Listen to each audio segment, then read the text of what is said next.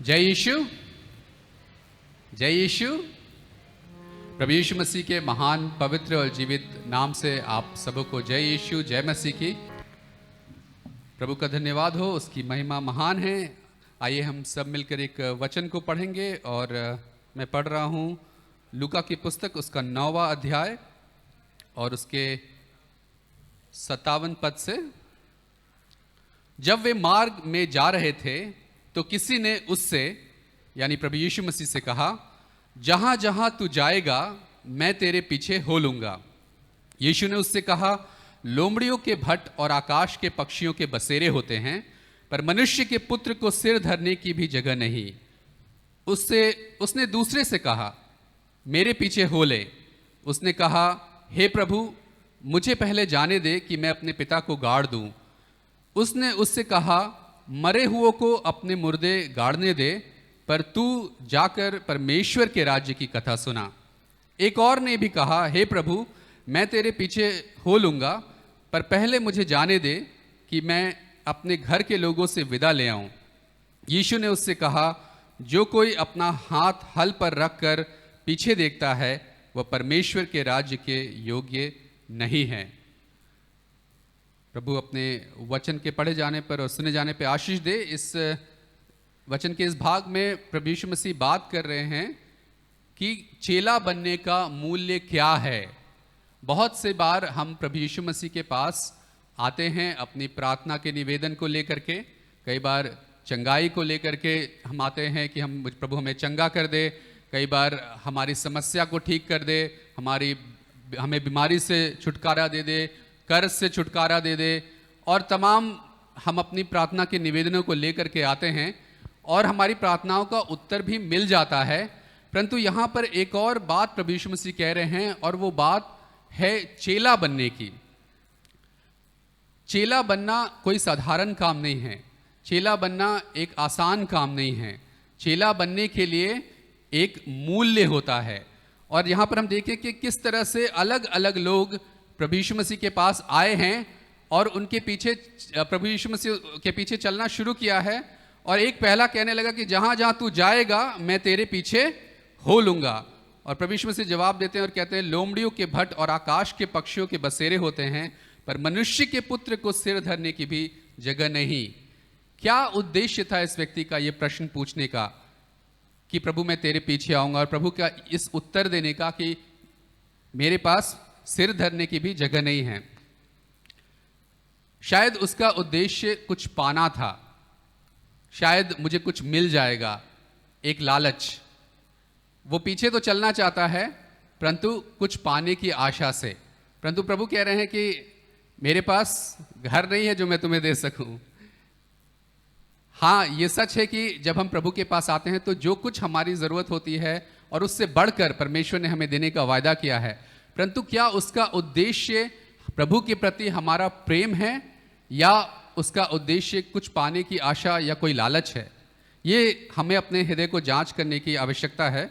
और एक और आकर कहने लगा, हे प्रभु, पहले मुझे जा करके अपने पिता को गाड़ लेने दीजिए और तब मैं आपके पीछे चलूंगा। एक और बहाना, पीछे नहीं चलना चाहता है, चेला नहीं बनना चाहता है और इसलिए बहाने बना रहा है। और प्रभु ने क्या कहा? प्रभु ने कहा, मरे हुओं को अपने मुर्दे गाड़ने दे, पर तू जाकर परमेश्वर के राज्य की कथा सुना।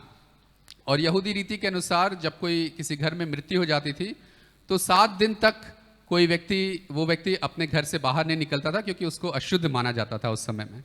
परंतु ये व्यक्ति वहां पे क्या कर रहा था? इसका मतलब हो सकता है कि शायद वो झूठ बोल रहा हो सकता है कि ऐसा हुआ ना हो, वो फिर एक बहाना बना रहा है। और इस तरह से कई बार बहुत सारे बहाने हम अपने जीवन में लेकर के आ जाते हैं। प्रभु कह रहे हैं, मुर्दे को अपने मुर्दे गाड़ने दे।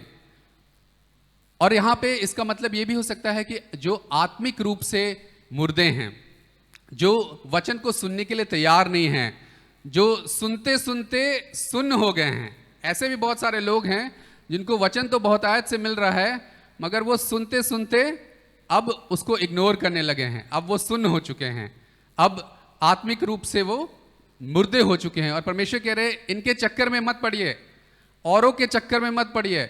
जब मेरा पड़ोसी आएगा तब नहीं, जब मेरे परिवार आएगा तब नहीं, जब कोई और चेला बनेगा तब नहीं। ये बुलाहट व्यक्तिगत रूप से आपके लिए है और इसके लिए किसी भी बहाने की जरूरत नहीं है।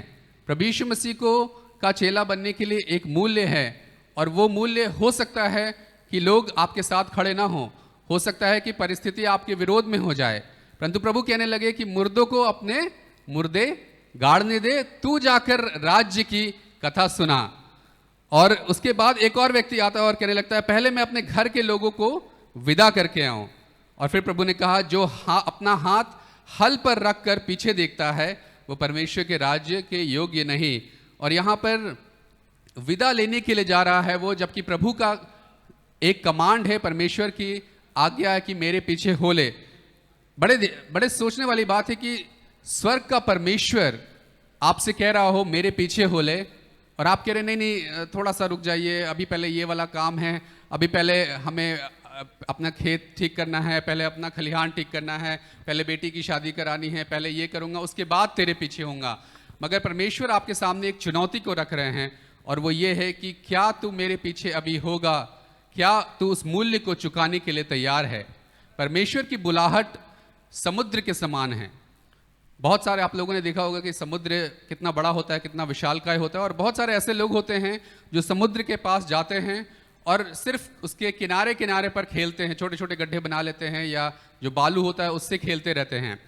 और कुछ लोग ऐसे भी होते हैं जो किनारे पे जा करके तैरने की कोशिश करते हैं कि मैं तैर लूँ या खेल लूँ या सी सर्फिंग और इस तरह की चीज़ें करते हैं, वो स्पोर्ट्स के समान।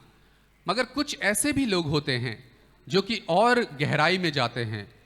स्कूबा डाइविंग एक चीज़ होती है जिसमें वो गोताखोरी करते हैं और बिल्कुल गहरे में चले जाते हैं नीचे, और वहाँ पे जाकर के उन्हें मोती मिलते हैं। इसका मतलब क्या है कि परमेश्वर की राज्य की बहुमूल्य चीज़ें गहरे में मिलती हैं, और उस गहराई में जाने के लिए आपको परमेश्वर का चेला बनने की ज़रूरत है। आज की सुबह प्रभु आपसे ये कह रहे हैं, अगर आपने अपना हाथ हल पर रखा है, अगर आपने प्रभु यीशु मसीह को अपना व्यक्तिगत उद्धारकर्ता स्वीकार किया है, ज़रूरत इस बात की है कि अब आप चेला बने। चेला बनने के लिए एक मूल्य चुकाना पड़ता है। आपको अपना समय प्रभु यीशु मसीह के साथ व्यतीत करना है, आपको अपने आप को उसको दे देना है। जब आप अपने आप को उसको दे देंगे तो अपने आप ही आपका सब कुछ, आपका समय, आपके रिसोर्सेज, सब कुछ उसके हो जाएंगे, और सही मायनों में तभी आप उसके चेले बन सकेंगे। सबसे ज़रूरी बात है कि जब आप प्रभु यीशु मसीह के पास आते हैं तो आपको अपने आप को खाली करना पड़ेगा। आप जैसे हैं, अपने हो सकता है आपके अपने विचार हो, आपने जो सीखा हो, आपकी जो शिक्षा है, या जिस भी तरह के आपके जो भी प्री कंसीव नोशन है उनको आप लेकर के आते हैं, मगर प्रभु कहते हैं कि अपने आप को खाली करना ज़रूरी है, और तभी आप प्रभु से रिसीव कर पाएंगे। एक व्यक्ति थे जो किसी आध्यात्मिक गुरु के पास गए और उन्होंने कहा आप मुझे थोड़ा सा ज्ञान दीजिए, और उन्होंने उनको बिठा लिया और बोला पहले हम चाय पीते हैं, और चाय का कप लेकर के आए और उसमें चाय उंडेलने लगे, और थोड़ी देर के बाद वो चाय पूरी मुंह तक भर गई और वो कहने लगे कि अरे बस कीजिए ये। तो उन्होंने कहा नहीं और चाय लीजिए, तो कहा नहीं अब बस कीजिए, तो कहा नहीं और चाय लीजिए। तो उन्होंने कहा अगर मैं और चाय डालूंगा तो क्या होगा? तो उन्होंने कहा अगर आप और चाय डालेंगे तो सारा बाहर गिर जाएगा, वो अंदर नहीं आ पाएगा। क्यों? क्योंकि कप पहले से भरा हुआ है। ज़रूरत इस बात की है कि हम अपने हृदय को खाली करें, अपने मन को खाली करें जब हम प्रभु के पास आते हैं, और तब प्रभु अपने वचन से, अपनी आत्मा से हमें भरना शुरू करेंगे, और तभी हम उनके सच्चे चेले ठहर सकेंगे। और इस समय हम एक आखिरी बात में बता करके ख़त्म करना चाहूँगा। जब उन्होंने कहा कि जो हल पर हाथ रखकर पीछे देखता है वो उसके योग्य नहीं है। आप जानते हैं किस तरह से किसान जब तैयार कर लेता है अपने बैलों को और हल चलाने के लिए तैयार हो जाता है और बिल्कुल रेडी है, और अब खेत को जोआना है और उसको ज़मीन को टिल करना है, लैंड को, और उसके अगर वो उसको बीच में छोड़ करके चला जाएगा तो क्या वो भूमि तैयार हो पाएगी? क्या वो अपने कार्य के लिए, उस उद्देश्य के लिए जिसके लिए वहाँ खड़ा है, वो कर पाएगा? नहीं कर पाएगा। अपने उद्देश्य को पूरा करने के लिए जब उसने हल पे हाथ रखा है उसको आगे बढ़ना है, परमेश्वर के राज्य के लिए आगे बढ़ना है। यही काम हमको भी करना है। परमेश्वर के राज्य में जब आपने अपने आप को प्रभु के हाथ में दिया है, अपने कदम को पीछे न हटाएं, लोगों की बात न सुने, परिस्थिति को न देखें, परमेश्वर की बात को सुने, और सच्चे मायनों में आप उसके चेले ठहरेंगे। आइए हम अपने स्थानों पे खड़े हो जाएं। और आदरणीय बाबा जी हमारे बीच में हैं और वो हम सब के लिए प्रार्थना करेंगे। प्रभु परमेश्वर कहता है बाइबल में कि मैं तुम्हारा चंगा करने वाला परमेश्वर हूँ, और वचन में लिखा है कि वो हमारे अपराधों के लिए घायल किया गया, हमारे अधर्म के लिए कुचला गया, हमारी शांति के लिए उस पर ताड़ना पड़ी ताकि उसके कोड़े खाए जाने से हम चंगे हो जाएं। प्रभु यीशु मसीह के नाम से सर से पैर तक हर एक रोग और बीमारियों को निकलने की आज्ञा देता हूँ। प्रार्थना करता हूँ पिता परमेश्वर, इनके दुख तकलीफ को आप दूर करें। हर एक खाने पीने की वस्तु पर, काम धंधे पर, जीव जंतु जानवरों पर, खेतों और खलिहानों पर आपकी आशीष हो, इनके बिजनेस पर, इनके काम धंधे पर आपकी आशीष हो, और हर एक मनुष्य यहाँ पर उस महारोग से बचा रहे। प्रभु महारोग से बचाकर इन सब की रक्षा करें, यीशु मसीह के पवित्र नाम से मांगते हैं, आमीन। जय यीशु।